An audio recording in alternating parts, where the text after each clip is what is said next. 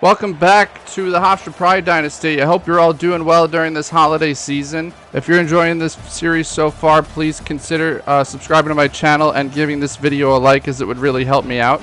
Today, Mike Francesa takes his Hofstra Pride on the road as they make their first appearance in an NFL stadium in this dynasty as they head down to Tampa to take on the USF Bulls. Hofstra comes into this one ranked number 17 in the country with a record of 7-0. USF sits at a record of 5-3. And folks, we've got a good one for you here today. I don't think I'm spoiling anything when I say this one's in the running for the best game of the dynasty so far. So USF will get this one first as we are underway here in Tampa.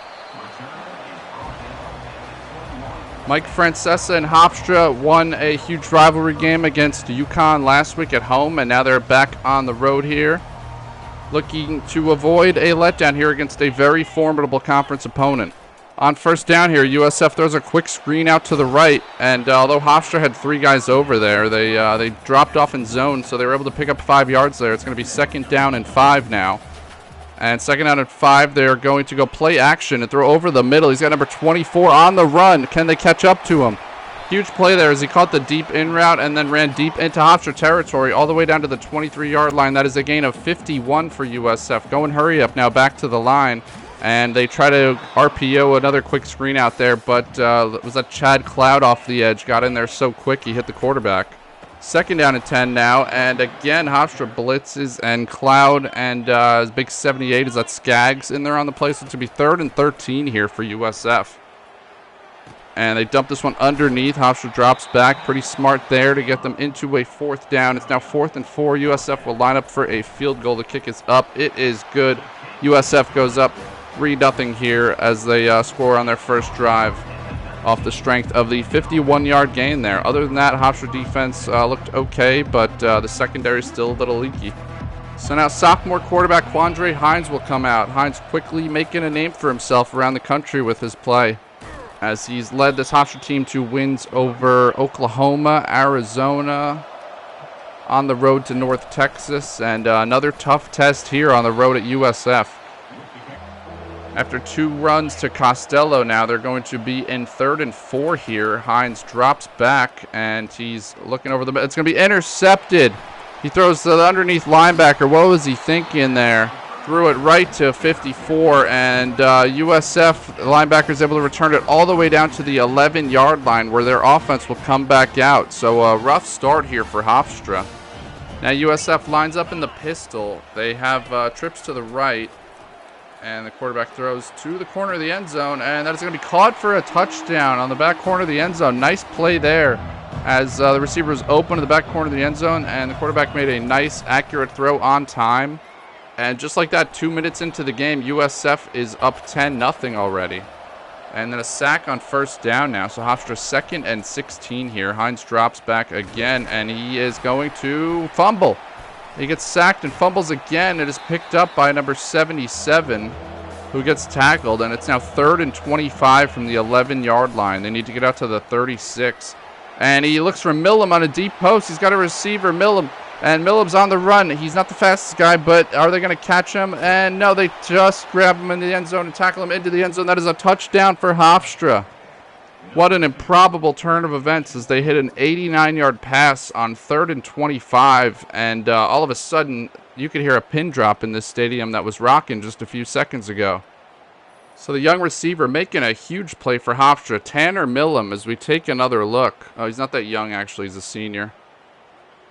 A huge catch and run here. That is the biggest play of his career, no doubt, because he hasn't done much else for us. He is one of our higher-rated receivers, but at only 89 overall, he only made it as our 5th receiver.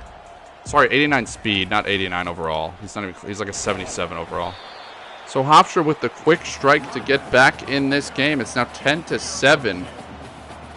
What a turn of events here. We're still barely halfway into the first quarter. Now trips to the field side, and they go to the left. Sorry, a little glitch in the footage there. First down. Back in the pistol again. They're going to hand this one off this time, and nice juke move there. And USF will pick up 8 yards on first down. They'll go hurry up yet again. And they're back to the line. Taking their time, though, going a little slow. Snapping it with 22 seconds left. Another handoff and another big run. Breaking tackles. Alvin Isaac takes USF into Hofstra territory. He's now got 5 carries for 44 yards. And now they're going to throw it to Isaac out in the flat. And he's going nowhere. He's going to lose a yard there. Again in the hurry up. This time an empty set. Thomas split out wide. And they throw underneath to Thomas on a little hitch route. Giving him a lot of the short stuff so far. 3rd and 1 here. Big play for this Hofstra defense. And the QB's going to keep it. And he's going to get stuffed. So now it's going to be 4th and 2 from the 31. They're going to line up to go for it. They're going to jet motion across. They're going to pitch it. And he is not going to get there. That is a big stop. That's Brian Ortega in the backfield getting him for a loss of 1. The redshirt freshman Ortega coming up with another big play. Had a big interception last week in that game over UConn. Now 1st down, they hand it off to Jamal Haley, who gets 6 yards on 1st down.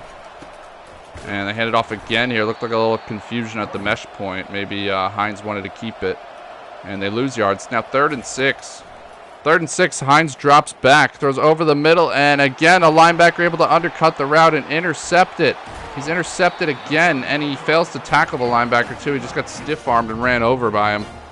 Brutal sequence there for Quandre Hines now with 10 seconds left in the 1st quarter. USF has the ball back here. They throw underneath, and luckily for Hofstra, the receiver goes to the ground for that one, and the 1st quarter will run out here.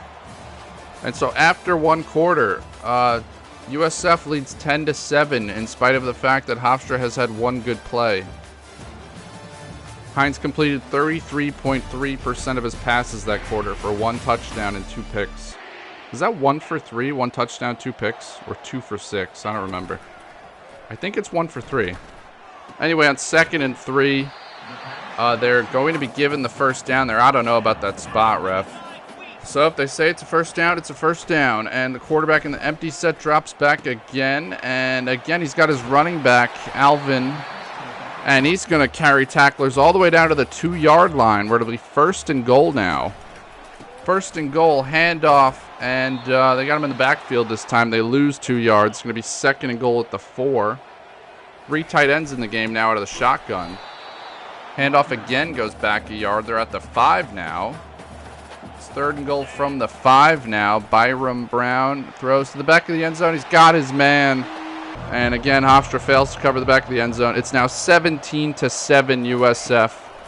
And Hofstra in a hole early here. Now, when I said this is one of the best games of the Dynasty, I didn't mean in terms of the quality of my play, as you could see. On 2nd down here, Hines throws a corner out. He's looking for C.J. Peaks on the sideline, but that is just a little out of his reach, overthrown there. Now it's 3rd and 11 here. Hines is going to loft one up on the left side for Trayon Bell, who's got it on the run. And on 3rd and long, USF chose to play press coverage. And Hofstra's #1 receiver, Trayon Bell, is able to exploit that mistake and get behind the defense. And another tremendously big play for this passing game that has not shown any consistency whatsoever. But these 2 huge plays are keeping Hofstra in this one. Now it is 17-14. And on the kickoff, there's a fumble. And Brian Ortega with a big play again, not punching it out, but USF is able to get back on it. Little user strip there by Brian Ortega. Now it is 2nd and 7 here. They got trips bunched to the left, but they're going to throw quick to the right here. Looked like an RPO, and he is just outrunning the defenders. Can they catch him? Haynes finally gets him all the way down at the 30-yard line. He caught that quick out, and he was shot out of a cannon down the sideline. Now handoff again to Alvin, and he is going to get 4 yards there. They're going to hurry up back to the line once again here. Operating out of the pistol, they are going to hand it off again. And Alvin Isaac gets a few yards. It's going to be 3rd and 3 now. 2 tight ends in the shotgun look. They throw quick to a receiver who spins around a tackler and gets all the way down to the 8-yard line. It's now 1st and goal here for USF. And this Hofstra defense not looking good so far today. Now Brown throws over to his right. He's got a man. And that moves them all the way down to the 1-yard line. Now they're going to motion a guy across like I always do and hand it off and run and push forward into the end zone. We tried to plug it up, but we are just not getting a push in the trenches here. They're really manhandling us a little bit so far today. And so that is another touchdown for USF as they go up 24-14 here, still in the first half, about midway through the second quarter with 2:57 on the clock. Here is a replay of Alvin Isaac punching this one in. He has really been killing this Hofstra team so far. Now first down, Hines drops back here, and he's going to throw a little back shoulder to Trayon Bell. Nice throw there. Hofstra needed that play there to get them out of their own end. That's a big throw and catch there to get Hofstra all the way out to the 36-yard line. Now they're going to hand off to Costello, and again, just not getting a lot of push in the run game. So it's going to be 2nd down and 10 here. And they're going to swing a little screen out, try to get Costello in some space, but that's not going to work either. It's 3rd and 13 now. Approaching the 2-minute warning. This could be the last play before the 2-minute warning. And a nice ball in the corner out to C.J. Peaks. Looked just like the play they ran before that Hines missed Peaks on. Now a little RPO, and Hines is going to keep this one instead of throwing the screen. And he's going to be able to run up the middle for a nice gain there. That's the first time I've had that run hit on that RPO. Now another RPO here. It looks to dump one off, but that one just got a little muddied there. Again, the push on the line by this defensive line. But some room here for Costello. And he picks up 5. It'll be 3rd down and 5 now.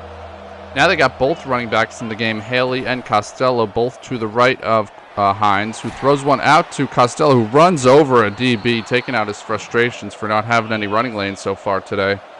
And that is a 1st down. Now they're going to orbit motion a receiver, and they're going to throw to him. And he's got some space over here, and he's going to get all the way down to the 4. That's Javon Moore. So Hofstra striking back quickly. Again, orbit motion. This time they're going to hand off on the RPO. And Haley gets all the way down to the 1-yard line. So 2nd and goal from the 1 here. Hofstra working clock now to wind this half down a little bit. Again, Hines gets stuffed there, but that just means Hofstra could run a little more clock. And finally, 3rd time is the charm. Quandre Hines into the end zone for the Hofstra Pride. Right before the half here to tighten this one up a little bit. It's going to be 24-21, and USF is just going to kneel this out. We're going to head to halftime as we get our first good shot of the pirate ship here. Hofstra outgained them. Threw for more yards, at least outgained them in the air. They only threw 1 completion in the first half. I'm debating on if I should keep including these halftime highlight reels or if I should just have the videos jump right into the second half. If you have an opinion on that, let me know. I suppose it's good to see highlights like this Trayon Bell touchdown again. And maybe sort of like break up the video a little bit. I don't know, but it's possible that people would rather we just get back to the action and that I don't ramble over these highlights like this. But I think also adding the chapters lets people skip ahead if they want to. And now we are into the second half. And Hofstra will receive the ball first here. Keyshawn Robinson, a name we didn't hear from in the first half, takes the kickoff. And he's to the outside. He's got some space. He's a fast player, and he makes a nice juke move. And he's all the way out to midfield with a big return there to start the second half here. Hopefully spark this Hofstra team. And now they triple option. The pitch goes to, I forget his name, the 3rd running back, the guy who transferred in, who doesn't really get a lot of playing time. Now all 3 of them back in the game here. They're going to hand to Costello. And he's going nowhere. Tackled for no gain. Now in a pony set, running back on either side of Hines, he is going to hand this off on RPO to Jamal Haley, who gets a nice run there. Finally starting to get something going in the run game as they get a 1st down. Staying in this pony set here now. And Hines drops back, and he's just going to swing this one out to Haley, who's going to use his speed to just pick up 3 yards there. 2nd down and 7 here. Trips to the left. Well, the tight end is the trips. And that play action screen just does not go well. Hines unable to get rid of it in time with the blitz coming in. 3rd and 7 here. He throws underneath to DJ Brown for his first catch of the game. Brown from the BX. It'll bring up 4th and 1. They're just going to go for it here. They motion Lorenzo Sanders across, and a nice run there. They got some good push. And Costello looked like he couldn't have messed that up if he wanted to. Now on 1st and goal, they're going to hand to Costello again, and he is going to get oh so close. Is he at the 1 yard line? Indeed he is. So again, 3rd time is the charm perhaps. And into the end zone goes Costello on the handoff. It was close, but they couldn't keep him out. The big tough runner, Mike Francesa's first commit of his tenure. Look at that. DJ Brown jumped on his back, and it was like nothing. It was like someone put a piece of paper on his shoulder. Mike Francesa really knows what to feed these kids, I tell you. And Hofstra has been able to fight back and take a lead now. It is 28-24 here, about midway through the 3rd quarter. And the handoff here to Alvin Isaac, and he gets a nice gain there for a 1st down. Up to the 30-yard line. Now Byron Brown takes the snap, rolls out to his right and throws, and completes again. He has been super accurate today. I can't recall off the top of my head what the one incompletion was in the 1st half. Now he's going to swing out another screen pass, and they are going to be able to stand him up and hit him. Oh, I think the incompletion was like an incomplete screen pass where Chad Cloud hit the quarterback and he couldn't get the throw off. Speaking of not getting the throw off, is that Kobe Garland in the backfield. The senior defensive end knocks him back, and it's now 3rd and 19 for USF. And they're just going to dial up a screen here. And Hofstra able to rally. Jaden Bellamy makes the tackle. 8-yard gain. It's going to be 4th and 11 from the 40. They're going to have to punt this one. Keyshawn Robinson waiting for the punt. He will field it at about the 15. And he'll get tackled at about the 14, running backwards.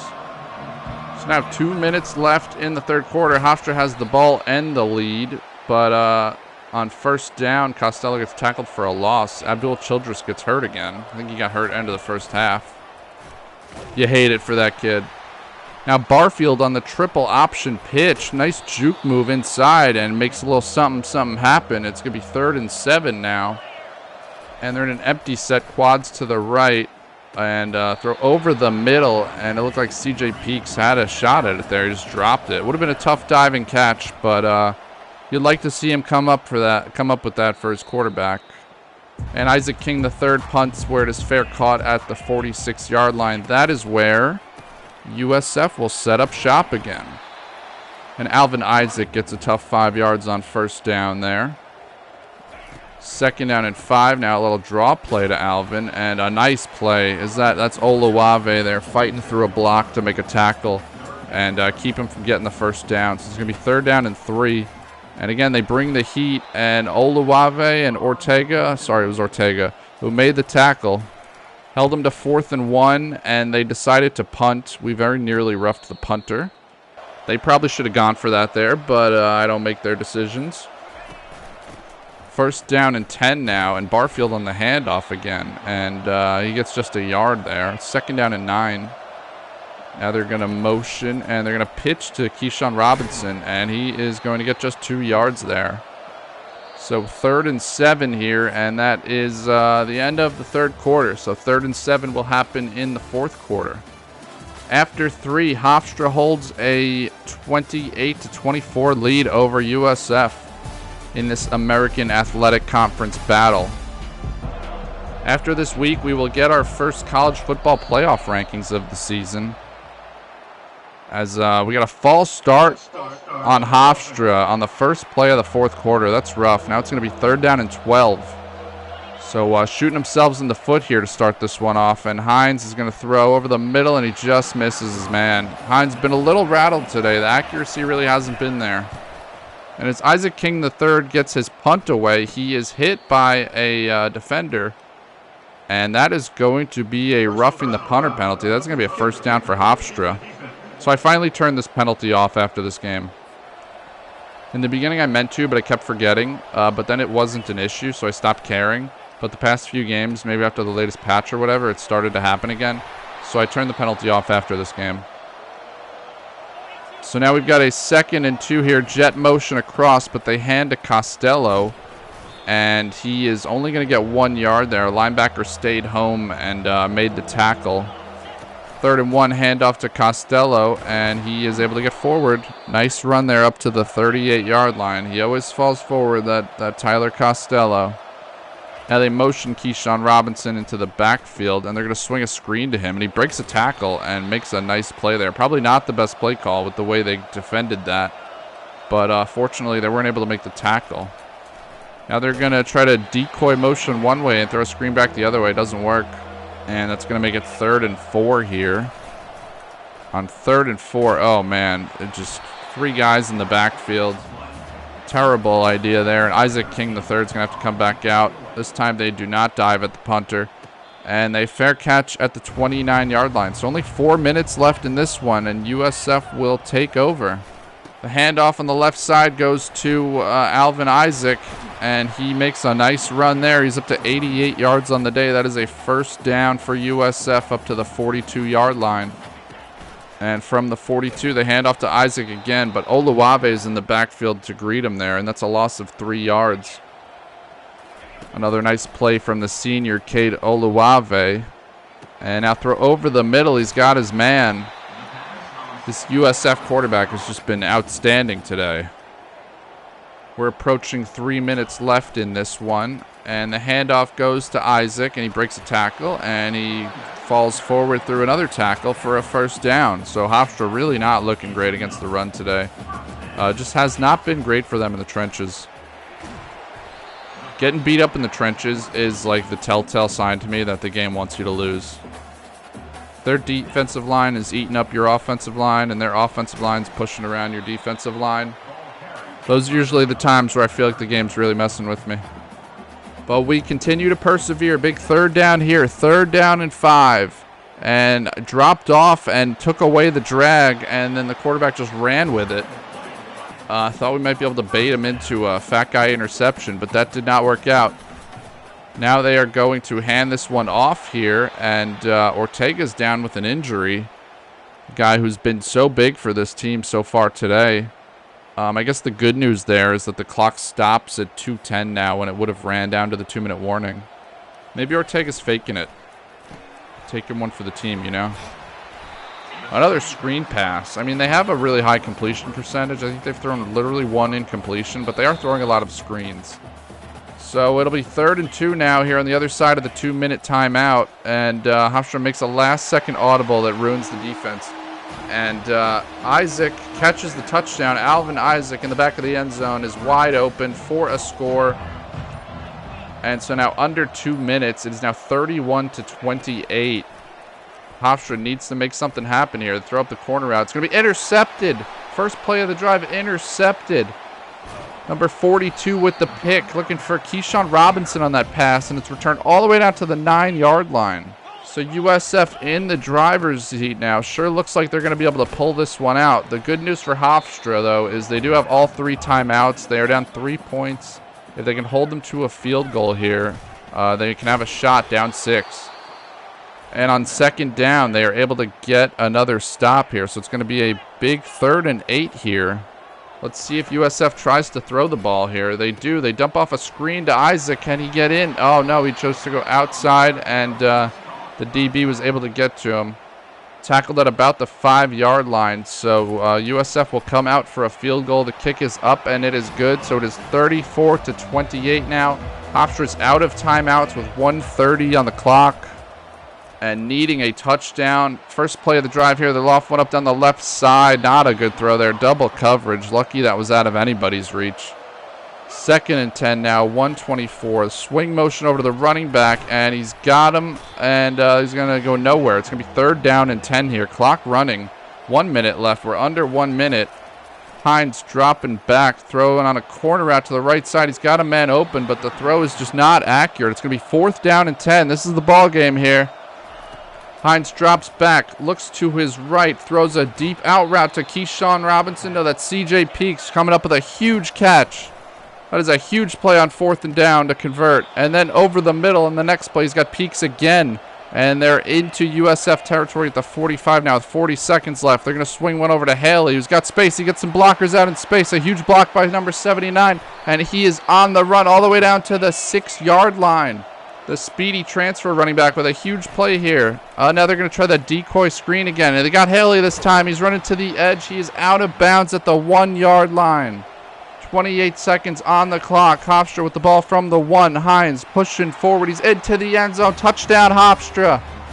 Touchdown, Hofstra. We are all tied at 34 here with 28 seconds left in this one. Who would have thought? And how about Quandre Hines battling back? He's made some terrible mistakes in this game, but he has responded well every time. And now they are just 1 extra point away from taking the lead here with 28 seconds left. USF does still have all their timeouts and 26 seconds now. They have 26 seconds to get into field goal range is all they need. So a lot can still happen here. This one is not over yet. Brown dropping back. The left side has one deep. Had a man open, but a nice play by Haynes to knock it away. It's going to be 2nd down and 10 now from the 15. 16 seconds left now, and Brown's going to throw to the right. He's got a man, and he gets a first down out of bounds at the 29-yard line. 12 seconds on the clock now. Brown dropping back again here, and over the middle he's got a man. Nice accurate throw, and they take a timeout. They're up to the 41-yard line here. 8 seconds. Probably need about 20, 25 yards to get into field goal range. Brown drops back. Looks like they're in a Hail Mary. They're going to launch this one deep all the way to the end zone. He's got a man down there, but is knocked away by Jaden Bellamy. And that harmlessly hits the turf, and Hofstra wins this one. So a great play by Jaden Bellamy to just knock it down, not go for the interception. And that was a real sweat for the Hofstra Pride. Mike probably sweat right through his shirt, that one. But after all that, they do come away winners in this one. Surely they could have lost this one very easily. The 4th and 10, the stop on the drive before to force a field goal. I mean, wherever this season's going, we're going to look back on this one later on. And definitely think Hofstra was lucky to pull this one out. But it counts as a win all the same. As these teams ran almost identical amount of plays. They threw 3 incompletions, not 2. I thought it was just 2. They ran 53 plays. We ran 54 plays, so it's very easy to calculate out that we had more yards per play than they did.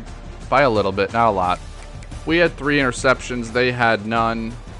Time of possession pretty evenly split. Byron Brown, really a tremendous performance by that kid. If he wasn't a senior, we'd be calling his agent up. Quandre Hines, 16 of 27, 2 touchdowns. Costello just 12 for 26 on the ground. Haley, 4 for 17. Barfield had a nice 3 carries there. Haley made an impact in the passing game, though, especially on that last drive. He did have the most receptions on the team. Bell's 2 catches put him over 100. Keyshawn Robinson, just 1 catch for 2 yards. He did have a nice kickoff return to start the second half, and I believe he had a touch that went down as a run.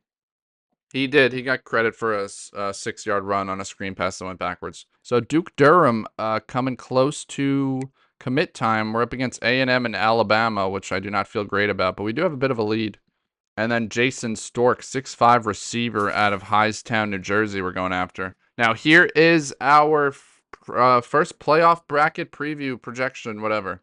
That's right, your Hofstra Pride are sitting at number 3. We're ranked higher than the projected SEC champion. We're up to 13 in the rankings. In this projection, we would play the winner of USC versus Kansas State. Kansas State would certainly be looking for revenge for last year's. We were the only team to beat them on their way to a national championship.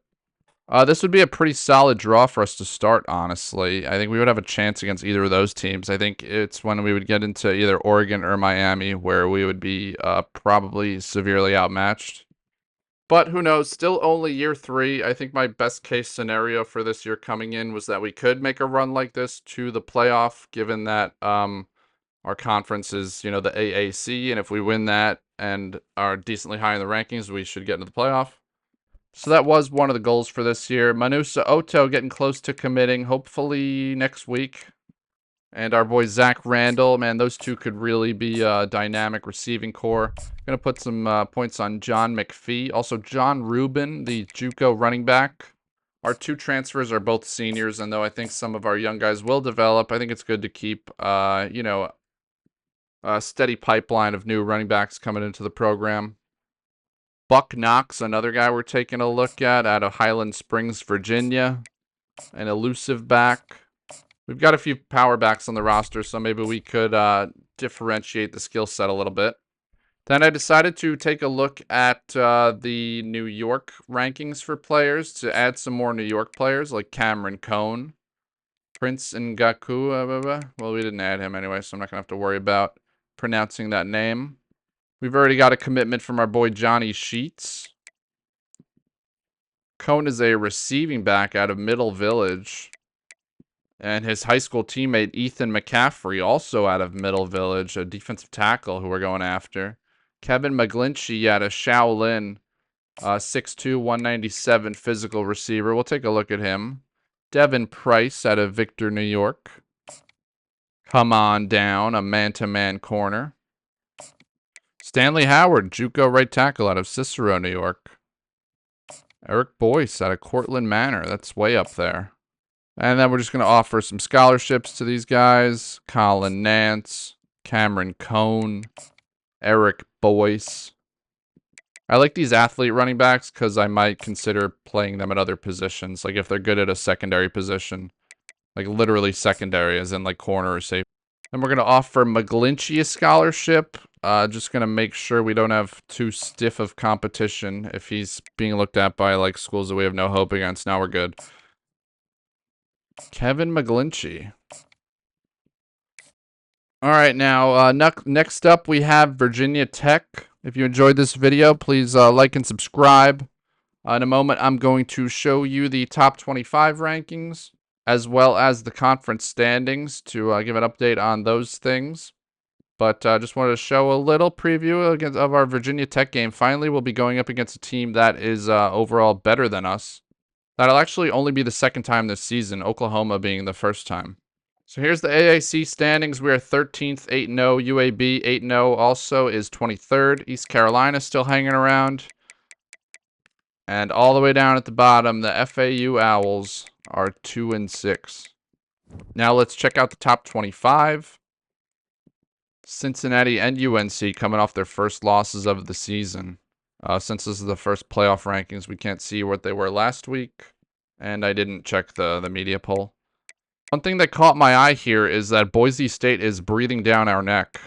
There's only one automatic bid available for a team like us unless we outrank, unless we literally stay ranked ahead of the SEC champion. That would be the funniest thing ever if two non-power conference teams got in over the SEC champion because the SEC champion was the 5th highest ranked conference champion. That would never happen, but it would be hilarious. So I will leave you with this screen as we see our playoff projection, a mark of how far we have come, but also of how far we still have to go to turn this program into a college football powerhouse. Because while we are in the mix this year, we have not yet built something that is built to last a long time.